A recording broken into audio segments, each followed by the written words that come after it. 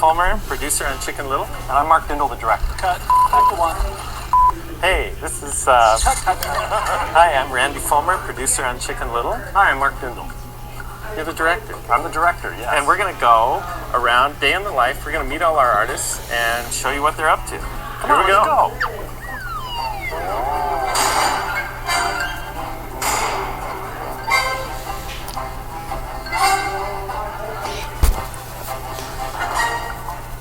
The Disney legacy is all about memorable characters, great storytelling, fantastic eye-popping visuals, and emotional music. And our goal was to take all of these elements and pour them into Chicken Little. The original fable of Chicken Little is this. Chicken Little gets hit on the head with an acorn. He thinks it's a piece of the sky. He creates panic throughout the community saying the sky is falling, and gets revealed to be an idiot because he thought the sky was falling.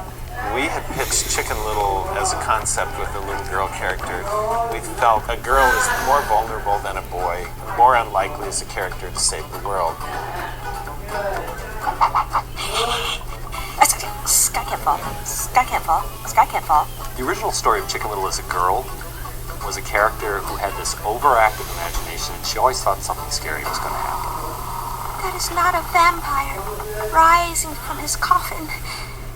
That is just a house settling. Oh, what was that? About a year and a half into working on the movie, we went across the street and showed it to Michael Eisner. But Mr. Hornsby had a vision. And Michael, the very first time he said, I think Chicken Little would be more interesting as a boy. Then he felt, if you're small, that's a bigger problem for a boy than a girl. What if I joined the baseball team? Girls can be small, and that's not considered a huge problem. I don't know. I'm an easy target. You've got much more if you've got this little guy who's got something to prove, whose dad doesn't believe in him. You gotta believe me this time. And since he is our boss, he won. He won that argument. The same sort of ideas went from one version to the other. At the end of the day, all of the anxiety and energy that went into creating this Disney version of the old Chicken Little fable was really, really worth it. Because we ended up with a movie that we really love.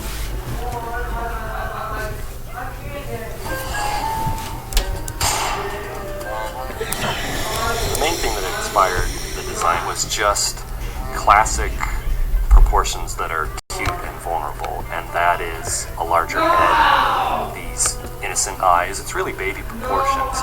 Chicken Little really is a 12, 13-year-old. He's just small for his size, I put on 5 ounces this year. I've really bulked up. hence the name. Chicken Little. So I really kind of poured myself into the character. What are we talking about? I really kind of acted out, how would I say that? You know, how would the character Chicken Little say that? You know, I combined the two. Thanks for the chance. Mark Dindal brought in some old Walt Disney animated shorts that were made in the 40s and 50s. He said, this is the stuff that I love. This is what I want it to look and feel like. I think the style of animation on Chicken Little is a cartoony style.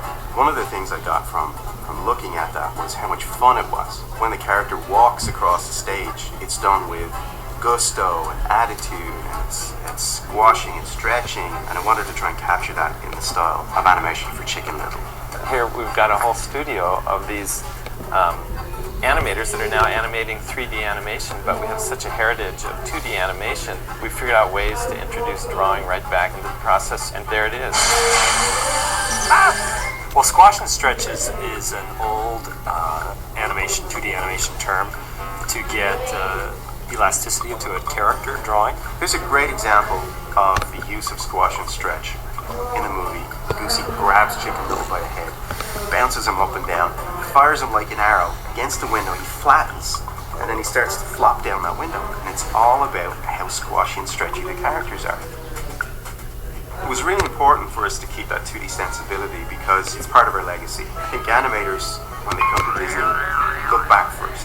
They look back at the standards that have been set in some of the best animation the world has ever seen. 3D animation is different in that the animator is working with a digital puppet. He manipulates a computer-generated puppet with tons of controls and bones and wires and all of these different things, but it's done on the computer. I knew it. You got to think about rotations and joints, and each part of the character has a certain rig and a certain control that makes it move. 3D characters are able to convey subtle acting moments better than 2D characters. You have a finer detail of facial expression available with 3D. It wasn't an acorn, it was a piece of the sky, really it was.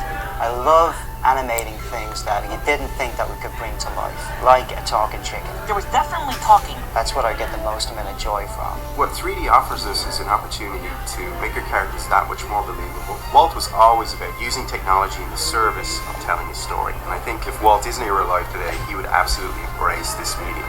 This is one memory you'll savor forever.